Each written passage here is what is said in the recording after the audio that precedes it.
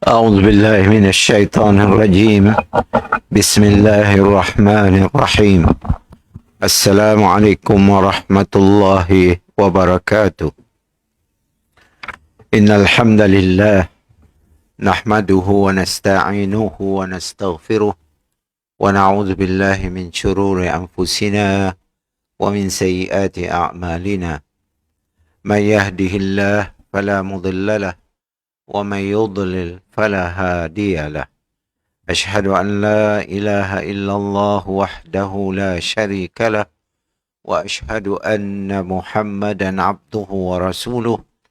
اللهم صل وسلم وبارك على محمد وعلى آله وصحبه أجمعين. أما بعد.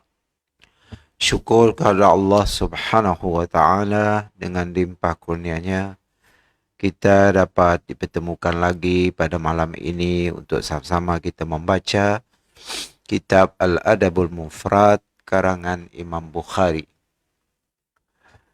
Kita, silap saya, di muka surat 58, iaitu hadis yang ke-65 sebelahnya. Kita lihat hadis yang ke-64 dulu. Kita berhenti siar dulu. Iaitu tajuk Babu Ismi Qati'ir Rahimi.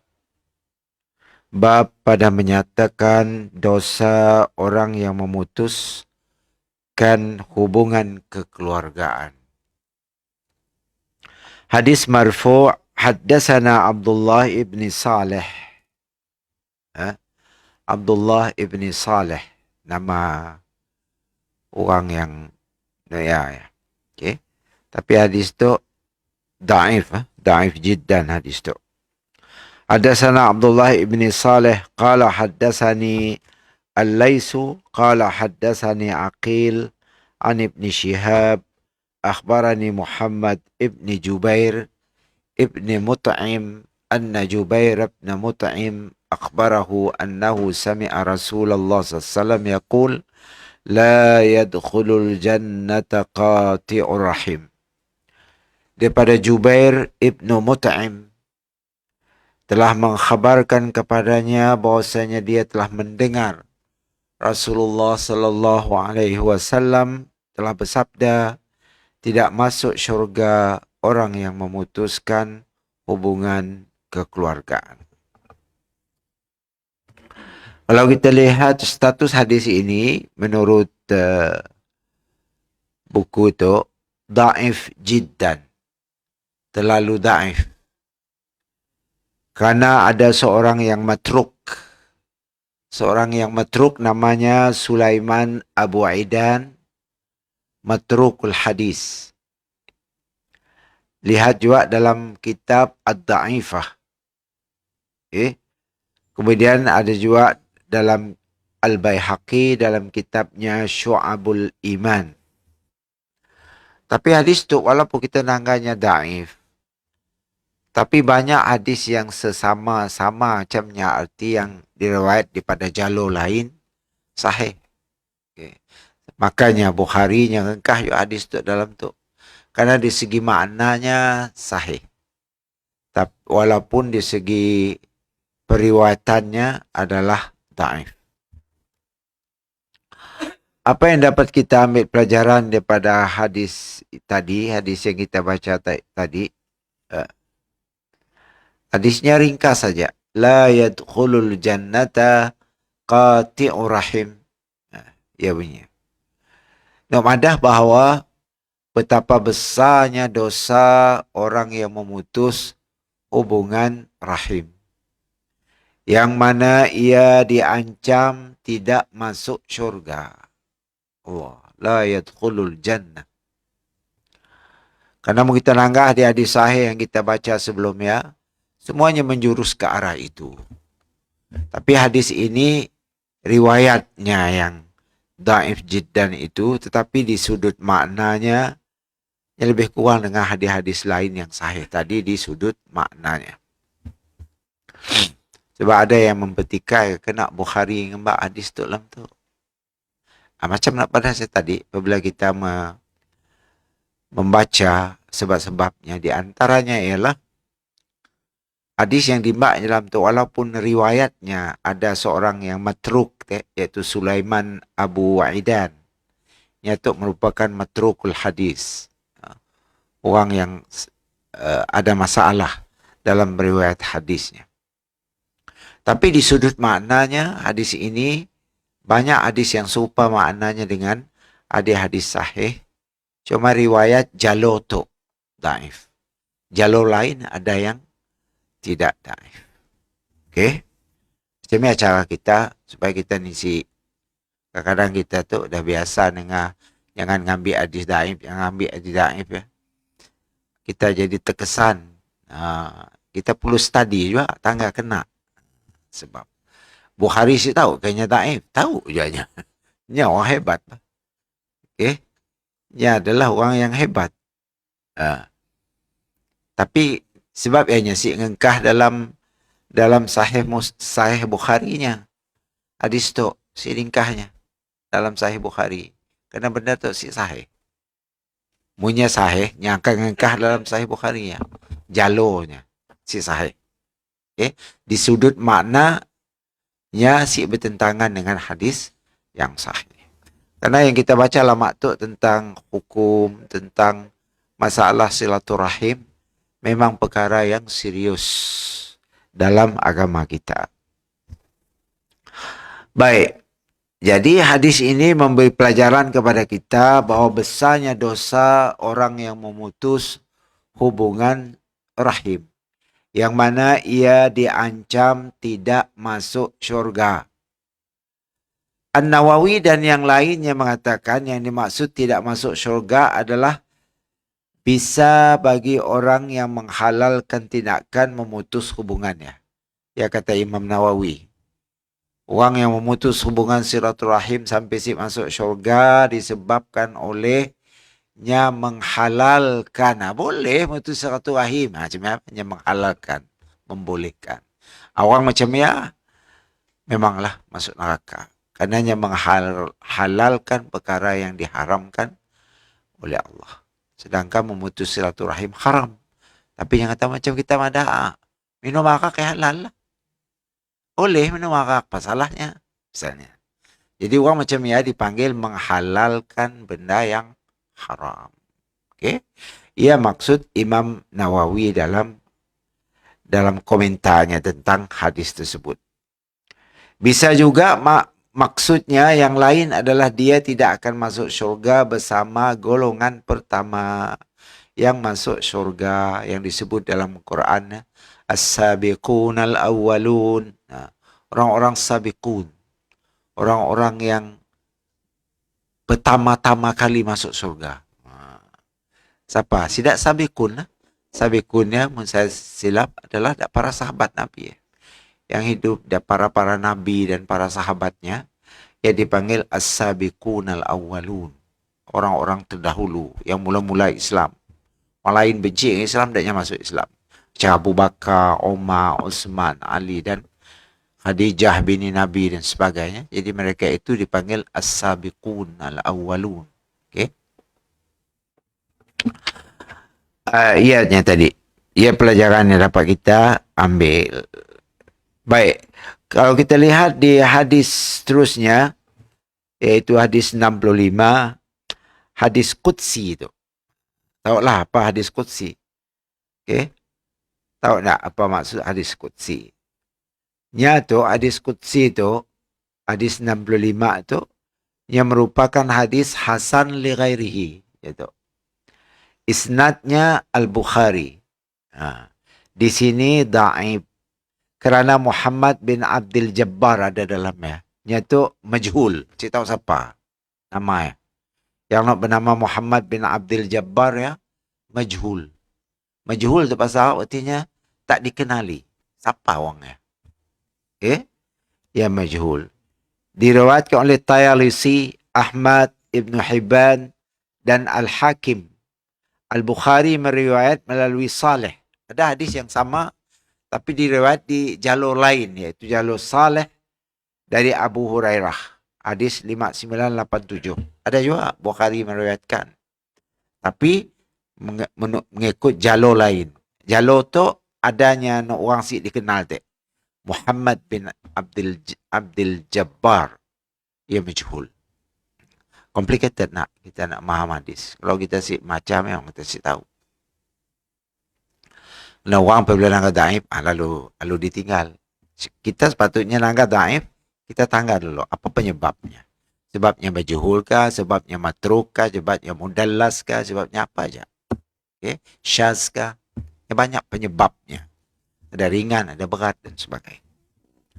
Baik. Kemudian kita lihat hadis ini apa maknanya? Sebelumnya kita baca hadisnya dulu. Hadis 65. Haddatsana Hajjaj ibnu Minhal.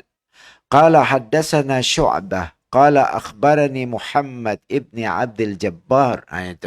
Itu dia majhul tu.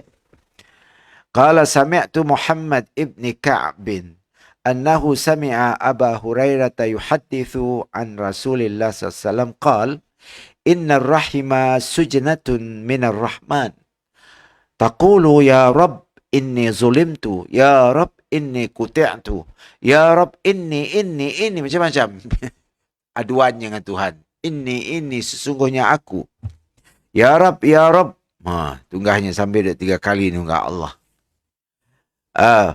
Fayujibuha, Allah pun menjawab. Ala tardaina an aqta'a man qata'ak wa asila man wasalak. Allah jawab dengan pertanyaan. Daripada Hurairah radhiyallahu an menceritakan daripada Rasulullah SAW, baginda bersabda, sesungguhnya Ar-Rahim cabang daripada sifat Ar-Rahman. Ya sudah kita padah dulu. Perkataan silaturahim ya, Ar-Rahim ujungnya adalah diambil daripada sifat Ar-Rahman, kasih sayang. Dan dia berkata, wahai Tuhanku, orang itu. Perkataannya, sungguhnya aku telah dizalimi. Wahai Tuhanku, sungguhnya aku telah diputuskan. Orang memutuskan hubungan silaturahim dengannya. Yang kata terzalim oleh orangnya. Bukannya mutus, orang memutuskan. Kerabatnya memutuskan hubungan. Sungguhnya aku telah diputuskan, wahai Tuhanku, sesungguhnya aku. Yaitu inni ya, sesungguhnya aku. Inni ya Rabb, ya Rabb. Style orang Arab macam ni. Sungguhnya aku, wahai Tuhanku. Lalu Allah Ta'ala menjawab. Kena hadis tu hadis Qudsi. Hadis Qudsi tu, yang bukan macam hadis biasa.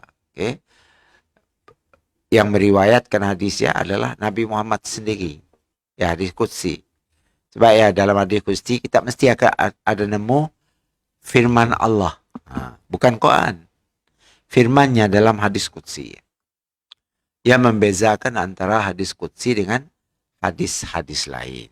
Hadis lain si ada nyebut Allah berfirman sekian-sekian dalam. Untuk kita nangga tadi. Allah berfirman, apakah Tuhan? Lalu Allah Ta'ala menjawabnya, apakah engkau meredai bahawa aku memutuskan siapa yang memutuskanmu? Allah offer. Orang yang memutus silaturahim dengan kau ya, kau mau si aku mutus hubungan aku, Allah tu, dengan orangnya. Sampai cemas sekali offer Allah. Dan aku menyambung siapa yang menyambungmu. Kalau orang yang suka menyambung hubungan silaturahim, aku, kata Allah, akan menyambung hubunganku dengan orangnya. Tinggi nak martabatnya. No madah betapa tingginya martabat menghubung silaturahim. Dan memutus silaturahim akibatnya begitu total. Begitu fatal. Begitu teruk. Sampai Allah offer nak memutuskan hubungan Allah sendiri dengan orang yang suka memutuskan silaturahim. Kalau kita lihat dalam masyarakat kita, yang saya tahulah, mungkin nak ditahu orang lain, nak ditahu kita. Masyarakat kita monok kesalahan sesama keluarga, cepatnya kecil hati. Tak. Panjangnya kecil hati ya. Satu.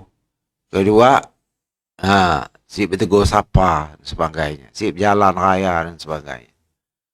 Mau ada pengilan, cuma pengilan. Panjang. Tapi menyangan bukan keluarga, cepat dia baik. Kena jadi siapa? Sensitif dengan keluarga. Sebab pahalanya besar satu. Kita dengan kawan pahala ada juga, tapi sebesar pahala dengan kaum kerabat. Sebab kalau kita lihat yang kita baca lama-lama tu habis-habis gitu tentang silaturahim. Setelah kita nyebut tentang taat kepada ibu bapa dan anak. Dan betapa dahsyatnya hukuman orang yang memutuskan silaturahim sampai dalam hadis 64 tadi, la yadkhulul jannah, tidak masuk syurga, man qata'ir rahim, siapa yang memutus rahim. Itu risikonya. Okay?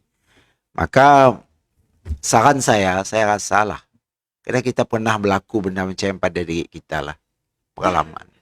Sebaiknya kita, kalau benda yang keluarga, kita mempermudahkan memberi maaf. Sepatutnya macam apa? Ada nak sikit-sikit, kecil hati ya, tak maaf, tak lupa aja lah nak baik, dipanjang-panjang kau gila. Buat si tahu, udahlah. Tak siksa keluarga, wah, lu kecil hati nak tu pasal. Kalau kawan, sekejap ya lu air. Kan pelik. Patutnya yang kita buat macamnya adalah kaum kerabat kita. Kita lebih terbuka memaafkan. Okay? Memaafkan. Kenapa? Karena darahnya adalah darah kita. Dagingnya tumbuh daripada bapak menakan kita. Kita daripada bapak kita. Bapak kita dengan bapaknya adik-beradik. Sama darah. Masih sama darah. Menunjuk betapa rapatnya hubungan kaum kerabat. Sebab ya Allah Ta'ala mengambil berat tentang perkara berkaitan dengan silaturahim ini. Kalau kita lihat dalam hadis ya tadi, ada perkataan diguna saya. Ini. Bukan ini ya. Ini ada sabdu. Dipandang sebagai bentuk kezaliman dan tindakan memutus hubungan rahim yang pernah dilakukannya. Sesungguhnya aku pernah tu, ya Allah. Nya nyesal. Nya pernah dipolah orang kedaya. Nya pernah diputuskan hubungan dengan keluarga. Si tahu apa sebab. Makanya mengadu kepada Allah. Allah jawab terus dalam hadis qudsi itu tadi. Kau mau aku memutus orang yang memutus hubungan kau? Kau mau aku menghubungkan kembali orang yang hubungan kau? Macam ni Allah mutus? Allah akan mutus hubungan Allah dengan orangnya. Orang yang suka mutus hubungan silaturahim tadi. Apabila kita dah diputus oleh Allah Ta'ala hubungan, apa jadi lagi? Di hari kiamat kelak, ialah ada orang yang Allah simuk nangga mukanya. Ada kan dalam hadis ya? Kita di padang mahsyar, ada orang yang Allah layan. Allah tanya macam ni kau tu. Ada orang lari kau. Bersemua negur kau. Ada orang yang akan dipolah. Mungkin di antara sebabnya ialah orang yang memutus satu rahim, Allah akan putus hubungannya dengan orang tersebut di padang mahsyar nanti. Karena pertemuan kita dengan Allah di padang mahsyar. Untuk menerima hisab. Amalan kita dikira siapa yang patut masuk surga, siapa yang patut masuk neraka. Siapa pertemuan pertama kita kelak. Semasa kita dihisab dan disidangkan dalam persidangan mahkamah Allah Subhanahu Wa Taala. Baiklah, kemudian kita lihat lagi. Dalam bentuknya madah, innar rahima sujnatun minar rahman. Apa maksud perkataannya? Rahim adalah berakar dari Allah yang Maha Rahman. Tak kata Allah yang guna perkataan rahim daripada namanya. Ar-Rahman, Ar-Rahim. Nah, nama Allah ya. Daripada satu akar yang sama. Ra, ha, mim. Nya berubahnya ngikut perkataan lah. Jadi buat jadi Rahman, jadi Rahim, jadi Rahimah, jadi Rahmah. Ya, perubahan di segi grammar lah. Ya, tapi asal akarnya Ra, ha, mim. 3 gigi huruf. Kita anggap bahasa Arab, kebanyakan perkataan 3 gigi huruf. Asalnya. Kemudiannya berpecah. Ditambah sikit huruf. Untuk supaya maknanya berubah-ubah. Ya, style bahasa Arab. Sebab bahasa Arab tu complicated. Kalau kita benar-benar belajar. Karenanya ya, sikit perkataan yang asalnya 3 huruf. Yang bertambah jadi paling banyaknya 6. Bertambah. Macam istighfar. Istighfar itu pada perkataan ghafara. 3 huruf. Ghin, fa, ra. Beri makna ampunan. Ghafara. Gini kita nak minta ampun. Terpaksa ditambah alif dengan sin. Istighfar. Alif, sin dengan ta kita tambah. Nak menunjuk kita memerlukan ampunan. Macam minta hujan. Istisqa. Nah, sembahyang minta hujan. Alif, sin, ta ya bukan asal huruf ya. Oleh kerana kita nak minta sesuatu, maka kita tambah 3 huruf ya untuk menanda kita inginkan benda ya. Mohon kepada Allah SWT. Persediaan mintanya. Isti'dad dalam bahasa Arab. Asalnya 3 huruf aja. Tapi ditambah alif, sin, ta. Jadi isti'dad. Gitulah seterusnya. Jadi perkataan rahim tadi adalah berasal daripada akar yang sama. Iaitu akar dari Allah yang Maha Rahman. Maka Allah berfirman, barang siapa menyambungmu, yang menyambung silaturahim, ia akan aku sambung. Ya kata Allah. Aku akan sambung hubunganku dengannya. Dan siapa yang memutusmu, kaum kerabat kita memutus hubungan dengan kita, Allah bi'amara, aku akan putus hubunganku dengan kau. Aku siapkan ngampun kau, siapkan maafkan kau, aku siapkan masuk alam surga. Apabila Allah dah murka, macam mana? Kena Allah murka, sampai nama Allah diabadikan dalam perkataan. Kan 2 perkataan, silah sikit, rahim sikit. Jadi silaturahim. Silah arti menghubung. Rahim, hubungan kerabat. Allah ambil namanya. Artinya benda ya, betapa pentingnya benda ya. Sampai Allah mempergunakan akar yang sama daripada namanya Ar-Rahman tadi kepada di tempat silaturahimnya. Baik. Ia akan kuputus, kata Allah. Dan hadis ini diperkuat oleh hadis Abdullah bin Amr bin As yang berlalu dengan nombor 54. Hadis itu, walau punya Hasan li ghairihi, tapi nya diperkuatkan hadis ini dengan hadis 54 tadi, dulu, nak dibaca taria, yang maknanya sama, cuma jalur riwayatnya berbeza. Okey, jalur riwayatnya berbeza. Hadis yang ke-54. Kita nanggah hadis yang ke-54 dalam tu ya. Ada ya, hadis ke-54 ya. Baik. Kemudian kita lihat lagi hadis seterusnya. Ialah hadis ke-66. Hadis yang ke-66. Hadis yang 66 ya, kita nanggak. Hadis mauquf tu. Hadis 66 ya, adalah hadis martabatnya mauquf. Okey. Tapinya sahih. Ya, hadis itu adalah hadis yang sahih. Selain daripada diriwayat oleh Al-Juhani, nya sahih. No, di jalur Johani asyik sahih. Complicated nak untuk memaham tu. Memanglah mula-mula kita pening dulu. Mula-mula belajar mustalah hadis.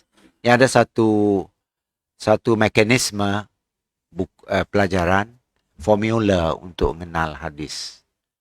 Namanya mustalahul hadis. Tajrih. Ada lagi tajrih. Pening palak maham. Okay, bahasa Arab je lagi. Sebab yang orang tahassus dalam hadis yang hebat. Macam tidak Ruzaimi. Tak. Ruzaimi kayak Mazhar pun kira ada juga lah. Latar belakangnya di dalam ilmu hadis.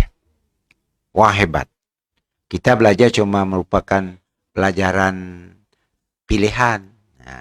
Ini nak upah kuliah apa? Kita ambil kuliah hadis, pelajarannya semua berkaitan dengan hadis. Jalur hadis, isnad hadis, rijal hadis, tajrih wa ta'dil, semua kita belajar. Kalau kita belajar kuliah syariah, sikit aja mata pelajaran hadis. Hanya banyak pelajaran hal fiqh, hal hukum hakam, hal fatwa, hal halal haram. Ya, macam ya. Mun di negeri Arab dulu. Saya kuliah syariah. Belajar juga hadis. Tapi satu mata pelajaran aja. Satu subjek aja. Okay? Supaya kita begitu pakar dalam hadis ya. Kita faham. Tapi siklah sebanding dengan orang-orang yang speciality-nya dalam ilmu hadis. Faculty of hadis. Okay? Baik. Kemudian kita lihat lagi. Hadis yang ke-66 tadi. Hadis mauquf.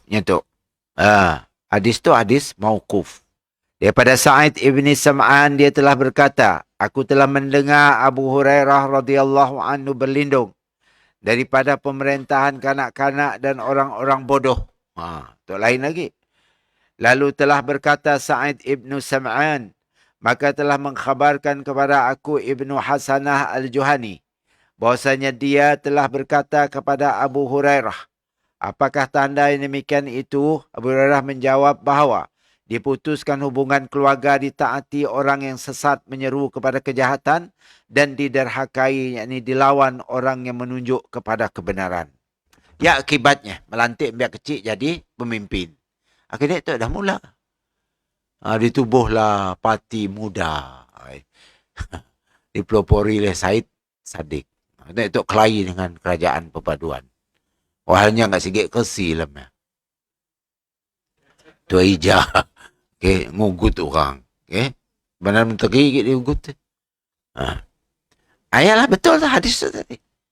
Akibat daripada melantik biak-biak nak hingusan kedaya jadi pemimpin. Hingusan lah yang saya ada pengalaman. Walaupun ada pelajaran yang mungkin degree dalam certain benda, tapi pengalaman saya ada. Saya tahu cara berpolitik macam biar kecil. Apabila sabit kesalahan kerana rasuah, orang dia ugutnya nak keluar. Adakah? Kan perangai biar kecil macam mana? Ada perangai orang besar macam mana? Baik, jadi dalam tu tadi, Nyamadah, apa katanya? Hadis 66 tadi. Sa'id bin Sam'an berkata, Ibnu Hasanah al-Juhani lalu memberitahu bahawa ia berkata kepada Abu Hurairah, apa tandanya? Abu Hurairah berlindung dari berkuasanya anak-anak kecil dan orang-orang bodoh. Sama setarap. Anak kecil maksud bukannya biar kecil, biar besar, biar belakang. Mesti kecil maksudnya udah balik. Udah berapa, tapi masih dianggap remaja. Dalam hadis tu nyebut bahawa Abu Hurairah kata akan rusak. Apa benda yang dirusaknya? Dalam konteks hadis tu lah. Apa tandanya? Orang nanyanya. Ia menjawab, silaturahim diputus. Ini emosi kan orang umur ya. Kita dulu umur 20, 21, 23, 24 macam ni. Emosional lah. Mudah nak mutus, mudah nak berkelahi, mudah nak bertumbuk, mudah macam-macam. Nah, umurnya. Okay. Tiba-tiba jadi pemimpin. Kan masalah. akan jadi masalah. Salah satu masalahnya ialah memutuskan silaturahim dan mengajak orang kepada kesesatan. Kesesatan fikiran maksudnya. Menyesatkan pemikiran orang. Dituruti serta mengajak kepada kesesatan dituruti, serta yang mengajak kepada kebenaran ditentang. Orang nak ngembak benda benar, dilawannya. Orang nak ngembak kesesatan, disukainya. Dan suka memutus silaturahim. 3 ya. Sama lah. Mungkin zaman kita kini itu lain, berbeza. Apa kesesatan yang bakal dimbak lah. Macam contoh kita nak pada saya tadi lah. Dalam Parlimen Malaysia kan ada 3-4 orang nak pergi muda. Nak umur 20 lebih semua. Macam ni. Emosi lah. Emosi nanti pasal. Itu baru ya lah. Saya sadik. Geram kita dengar. Kau nggak kersi sikit, belagak. Kersinya nggak sikit, menang. Lu ngugut orang. Mendakwanya kelak di mahkamah, nya akan keluar daripada kerajaan perpaduan. Keluarlah saya, siapa melarang kau? Ya, Masya Allah, kebetulan juga hadis itu tadi. Penjelasan kata-kata kita lihat, perkataan digunakan sia as-sabi. As-sabi atau sibyan. Ada memberi makna anak kecil yang lebih mudah dari gulam. Lebih mudah daripada gulam. Kemudian as-safi. Safi ialah anak kecil yang kurang akal dan pendek nalarnya. Pikirannya pendek. Kemudian al-mughwi. Yang menyesatkan. Ya, 3 perkataan yang disebut dalam hadisnya tadi. Hadis ini mengandungi apa? Berisi larangan memutuskan hubungan silaturahim. Sama juga lah. Mentaati orang yang menyesatkan dan mendurhakai orang yang lurus. Ya kerja sudah. Yang dilarang ialah apa? Mutus silaturahim. Kedua, taat dengan orang sesat. Ya dilarang. Dan mendurhakai orang yang baik. Ya dilarang. Kita sepatutnya hubung silaturahim, taat kepada orang yang ngembak kita kepada kebaikan, dan kita jangan taat kepada orang yang membawa kita kepada kesesatan. Sepatutnya macam ya. Tapi hadis itu tadi lain. Mungkin kita nanggah hadis itu sahih. Selain riwayat Al-Juhani, karena dia tidak dikenal, lihat As-Sahihain. Ada sebut dalam As-Sahihain. Sahihain itu apa? 2 kitab sahih lah. Sahihan artinya 2 kitab sahih. Apa 2 kitab sahih? Bukhari dan Muslim. Ia disebut dalam bahasa Arab As-Sahihaini. 2 kitab sahih. Bukhari dan Muslim. Jadi ada disebut dalamnya tentang hadis itu adalah hadis yang sahih. Cuma disebabkan dalam ayat ada sikit lagi hadis yang sama juga macam ya. Ada Ibnu Hasanah Al-Juhaini ada dalamnya. Ia membuat hadisnya jadi ada tidak dikenali. Siapa Juhaini? Baik. Kemudian kita lihat lagi seterusnya hadis yang ke-67.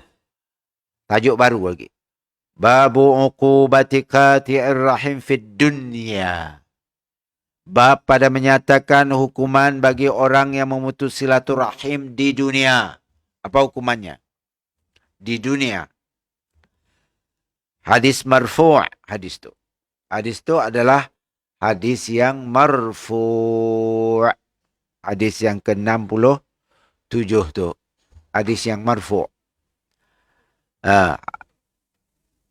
Hadis tu sahih. Baik. Hadis marfu' haddatsana Adam. Qala haddatsana Syu'bah. Qala haddatsana Uyainah ibn Abdurrahman.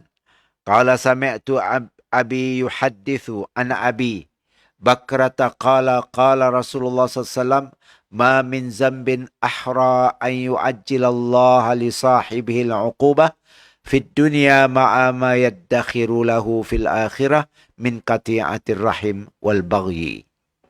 Daripada Abi Bakrah radhiyallahu an, beliau telah berkata, Rasulullah SAW telah bersabda, tiada daripada dosa yang lebih layak disegerakan Allah bagi pelakunya akan hukuman di dunia, beserta disimpan baginya hukuman di akhirat. Itu 2 kalilah kena seksa. Daripada orang yang memutus hubungan keluarga dan yang melampaui batas. Yang mungkin ditimpa bencana di dunia, dibalas di dunia, dan dibalas di akhirat. Dua-dua tempat balas. Kecuali nya taubat lah. Nya taubat, nya menyesal, nya berbaik, ayasik lah. Di akhirat si diseksa lah. Tapi punya sampai mati si menghubung balik silaturahim, limbaknya mati, si berbaik, si berdamai. Di dunianya kemungkinan juga akan ditimpa bencana atas dosanya tadi. Kaum keluarga membencinya. Karena suka kelahi dengan kaum kerabat. Si suka juga orang dengan orang macamnya. Mungkin sebahagian besar kaum kerabatnya benci dengannya.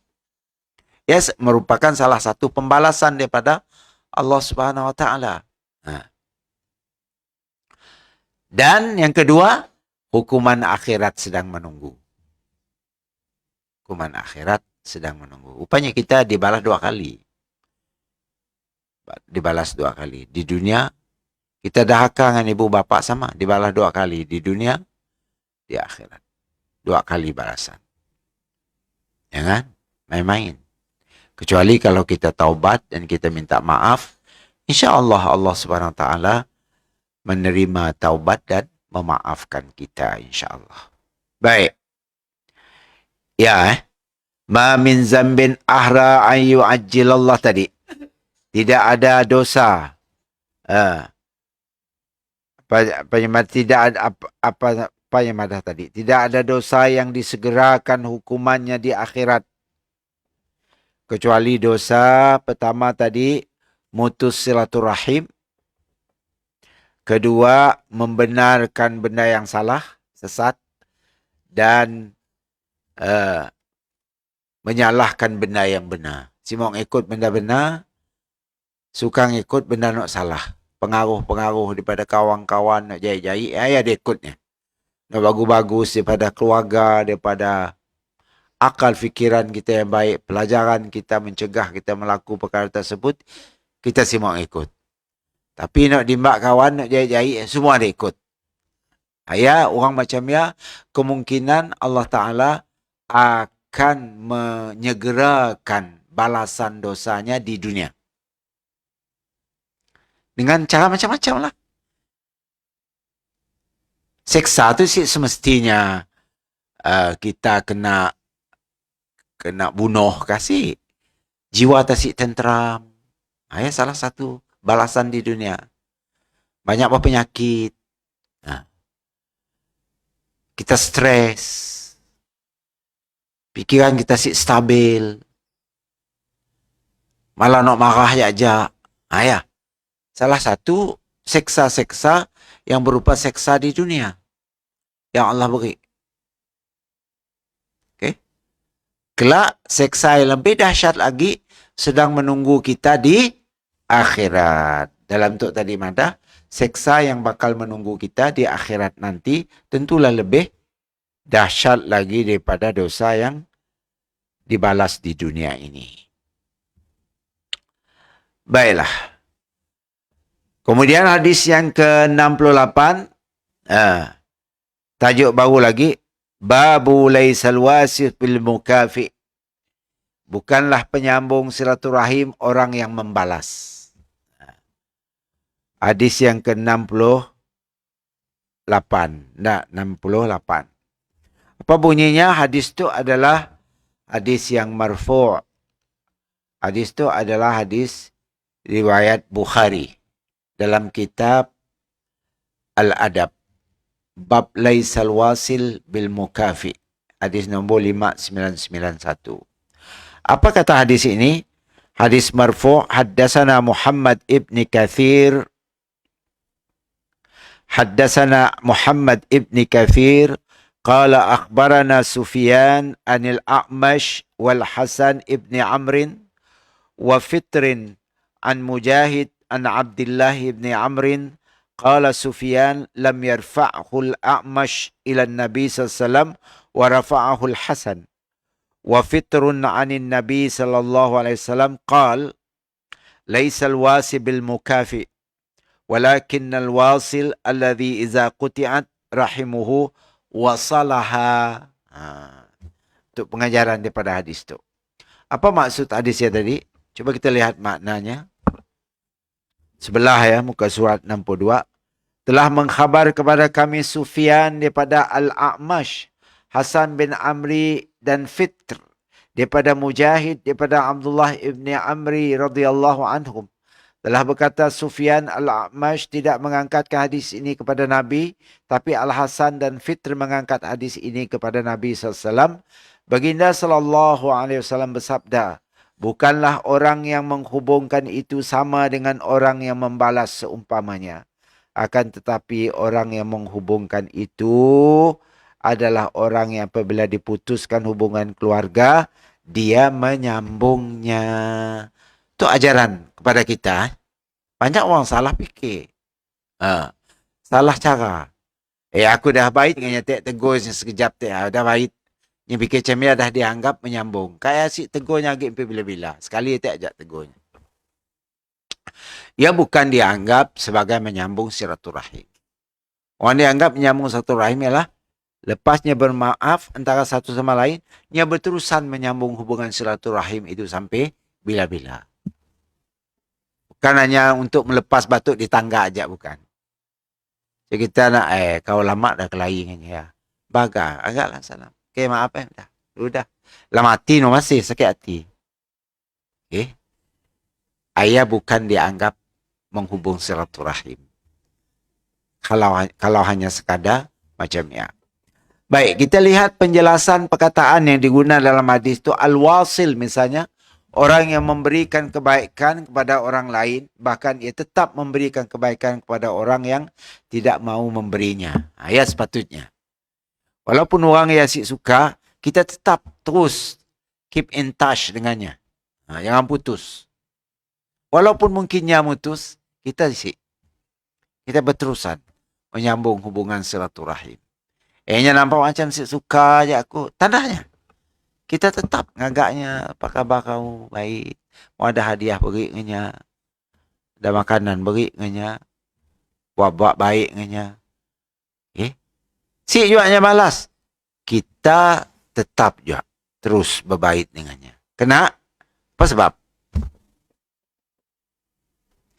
Satu, karena kita berbaik dengannya bukan karenanya. Kita berbaik dengannya kerana kalau kerana Allah, tiada siapa dapat melarang kita.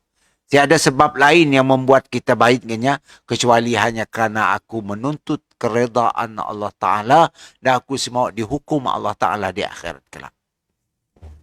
Maknanya kerananya memanglah kita lejuk je udah kita nangga malah bujuk malah je merajuk nak.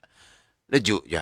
Tapi oleh kerana Allah niat kita asal ya. Macam ni pun tidak tanduknya. Macam ni pun balasannya, kita akan tetap terus berbuat baik dengannya. Walaupun Yasik suka. Faham sih maksud saya? Okay. Kemudian al-mukafi, yakni orang yang menyambung hubungan rahim dan tidak mengambil lebih dari apa yang ia terima. Al-qati' ialah orang yang menerima kebaikan tetapi tidak mahu membalas kebaikan. Jadi ada beberapa pengajaran daripada hadis ini, kalau kita lihat, dalam buku nak tebal. Satu, setiap Muslim wajib memulai menyambung hubungan silaturahim. Wajib. Bukan sunat, bukan apa. Wajib. Apa itu wajib? Mesti mengolah berdosa. Ya wajib.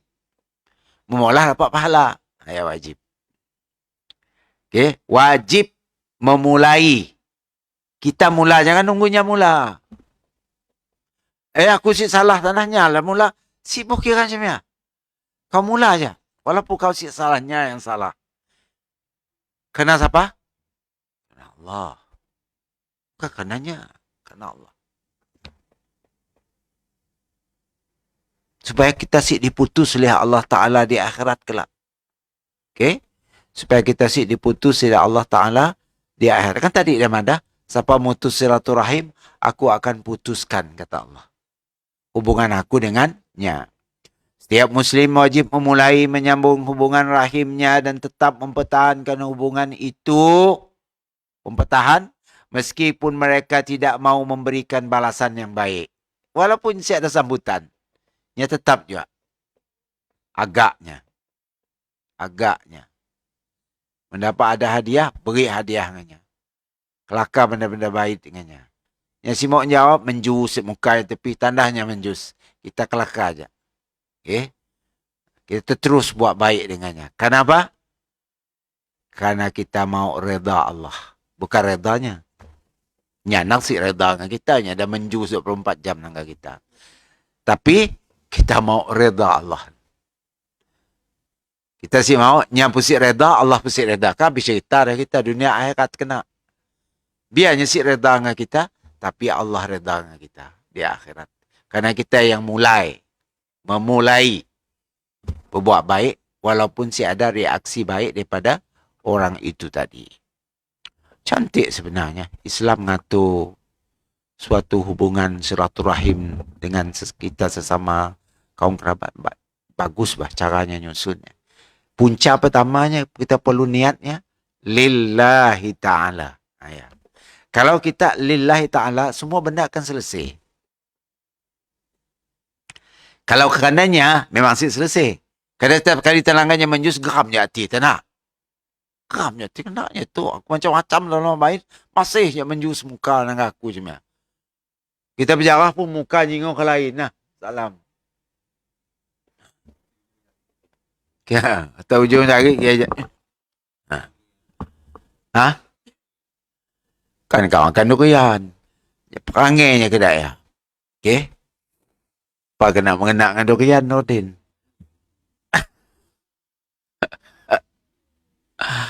Baik, yang kedua, kewajipan mengikhlaskan amal hanya tu. Hanya kerana Allah. Perbuatan kita menghubung silaturahim walaupun dalam keadaan si ada sambutannya padanya kerana Allah. Kerana Allah, selamat. Bukan sekali ajak pergi ke alusi lagi. Pergi lagi. Bila masa ada luang, pergi lagi. Telefon kanya. Si balas telefon ringkah je lebah. Sial. Telefon lagi lain kali. Si putus asa kena. Karena kau baik hanya karena Allah. Dia ada putus asa. Bukan karena orang lain. Karena manusia pasti ada putus asa nak. Cik kita semayang. Karena Allah. Kita si putus asa walaupun lelah. 5 kali sehari campur lagi nak sunat. Pagi-pagi awal bangun. Mandi sejuk-sejuk. Mandi juga.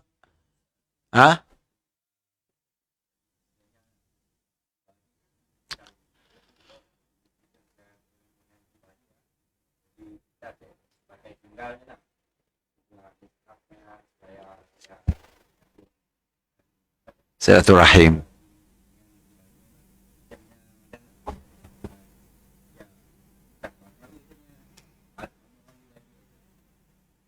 Tidak ada, selagi kau Islam, apalagi mau kau ada hubungan keluarga, masalah kau adalah masalah aku juga. Ya orang si faham agama kita ialah kelakar. Bukan masalah kau, masalah kami dia beradik. Pak kau tunggal juga dengan aku. Darah kau masih ada dalam darah aku, bah. Dia dah boleh macam ya. Walaupun kita bukan bertunggal, bukan apa. Selagi kita sama Islam, innamal mu'minuna ikhwatun. Sesungguhnya orang Islam adalah bersaudara. Fa'aslihu baina akhwaikum. Perbaikilah hubungan antara saudara kita. Allah nyuruh kita baiki. Aslihu. Fa'aslihu baina akhwaikum. Tidaklah kau mendamaikan antara dua saudara kau yang ada masalah. Ya perintah Allah. Bukan masuk campur. Kita disuruh masuk campur. Oh, kau jaga kain tepi kain orang. Memang tak, tepi kain kau kamah ni tak aku ya kak. Ni tak aku nak jaga. Dia jualnya bersih. Bagus tindakan kita ya. Jangan pedulinya pada apa pun. Nya si faham agama tidak. Orang kelakar macam ya, masih tahu apa-apa. Tapi belagak tahu. Okey? Belagak tahu. Padahal kita orang Islam saling tegur menegur antara satu sama lain kalau ada kesalahan. Ia perintah Allah tadi ayat yang saya baca tadi. Innamal mu'minuna ikhwah fa aslihu baina akhawaykum. Sesungguhnya orang Islam itu bersaudara. Ah? Kita hadapinya dengan cara jahilnya lah. Jangan kita jadi ustaz ya, jangan. Memang nyokongnya makin sikit hati. Kalau tu ceramah lejuknya aku dengar. Ceramah masjid kau macam depan aku. Sakit je hati kita dengar nak. Kita hadapinya sibuk dengan agama dulu. Dengan akal dulu, pikiran. Caranya berfikir. Kita selaminya caranya berfikir macam mana. Kita gunakan caranya berfikir. Turunkan martabat kita sekejap. Biar sama selevelnya. Baru kita dapat menyelaminya. Masalahnya. Kalau kita masih tinggi belagak jadi syekh tepi ya. Memang. Belagak jadi syekh berserban berapa semua. Bertepinya memang makin sikit hati. Yalah salah satu cara kita. Yang memang kewajipan kita ada munak daya kewajipan kita. Tapi dengan cara hikmah lah. Ada berlaku. Ini itu okey. Masih. Sampai mati kan problem. Kami orang macam yang mak bapak sih tegur siapa pun anda. Hanya kerana reta te. Nanti beradik. Ya kah? Sampai jam sekali. Masya Allah. Nya mutus. Wah, ya memang resmi dah lah. Nya mutus ya. Saya ada hubungan lagi kita dua tu. Tapi tetap aik saya akan putus kata bahasa orang Melayu. Ya, aik tetap ni dah putus.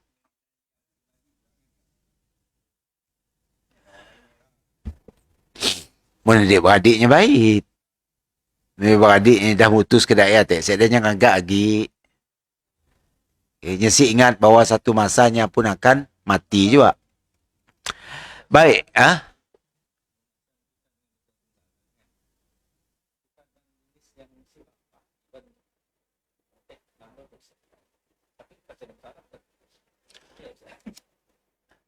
Ia ditakuti benda yang berterusan akhirnya putus.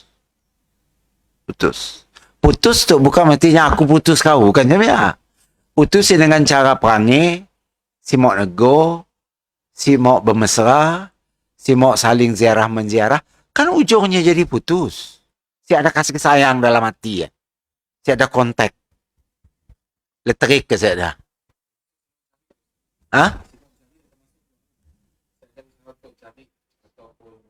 Cari. Kalau senang dicari, dapat cari. Kita cari, si dapat, kita tetap dapat pahala. Ya. Akhirnya itu senang cari ini tu. Saya pernah cari dalam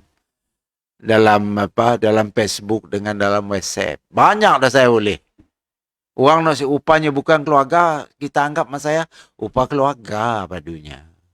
Satu hari buat reunion kami orang di taman ya, belakang rumah.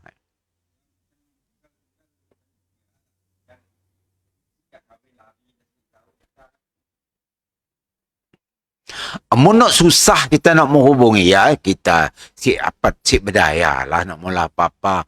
Maksudnya nak keliling kita tu je dulu. Nak diam taman ya dekat ke taman kita. Nak apa ragu nak diam di London nun. Nak sekeliling kita tu kami ada keluarga. Benar tak? Gaguh nak jauh nun. Yang tunggal ke berapa nak jauh nun. Kan Ria kita dah belajar nyempun stepnya. Mula-mula mak bapak.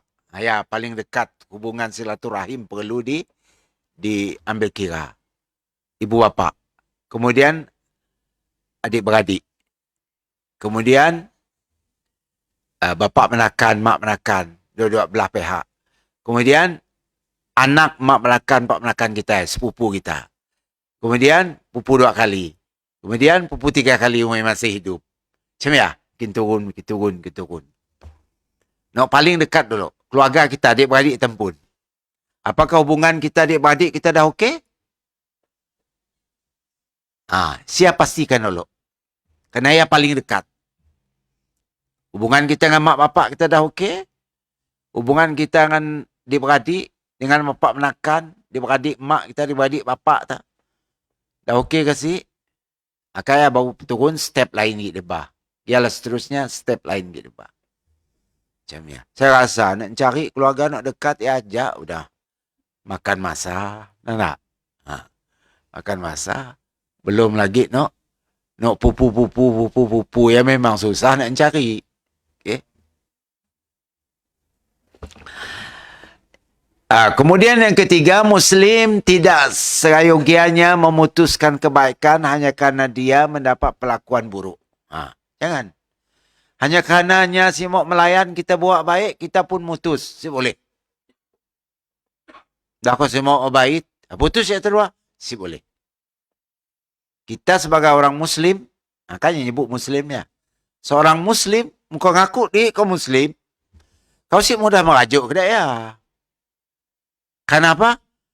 Karena tujuan kau menghubung silaturahimnya lillahi ta'ala. Bukan karenanya. Bukan karenanya. Memang kita sakit hati olehnya. Karena Allah. Aku takut aku diputus Allah hubungan di masyarakat. Kita dah si mau disingo Allah pun si mau apa jadi kita di padang masyarakat.